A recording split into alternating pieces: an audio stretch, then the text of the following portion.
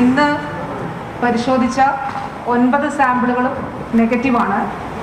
പ്രതിരോധ പ്രവർത്തനങ്ങൾ ഊർജിതമായി നടക്കുന്നതിനിടെ ആശ്വാസകരമായ വാർത്തയാണ് പുറത്തുവന്നത്. നിപ ബാധിച്ചു മരിച്ച 14കാരന്റെ രക്ഷിതാക്കളുടെ ഫലവും നെഗറ്റീവായവയിൽ ഉൾപ്പെടുന്നു. നിലവിൽ രോഗലക്ഷണങ്ങളോടെ 15 പേരാണ് ആശുപത്രികളിൽ നിരീക്ഷണത്തിലുള്ളത്.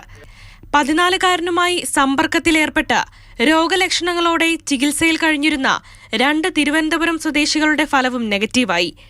മറ്റ് 2 തിരുവനന്തപുരം സ്വദേശികളുടെയും പാലക്കാട് സ്വദേശികളുടെയും പരിശോധനാ ഫലവും നാളെ പുറത്തുവരും.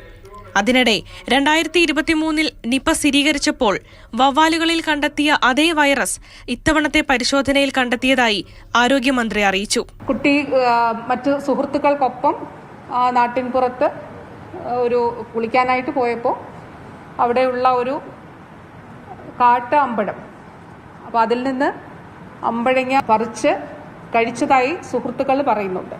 അവിടെ വവ്വാലുകളുടെ സാന്നിധ്യമുണ്ട്. അതേസമയം നിപ ബാധ സ്ഥിരീകരിച്ച പശ്ചാത്തലത്തിൽ വാളയാർ അതിർത്തിയിൽ തമിഴ്നാട് ആരോഗ്യവകുപ്പ് പരിശോധന കർശനമാക്കി. ശരീര താപനില ഉൾപ്പെടെ പരിശോധിച്ച ശേഷമാണ് വാഹനങ്ങൾ കടത്തിവിടുന്നത്. നിലവിൽ നിയന്ത്രണം ഏർപ്പെടുത്തിയിട്ടുള്ള ആനക്കയം, പാണ്ടിക്കാട് പഞ്ചായത്തുകളിൽ വീടുകൾ കേന്ദ്രീകരിച്ചുള്ള സർവേ തുടരുകയാണ്. മാതൃഭൂമി ന്യൂസ്, മലപ്പുറം.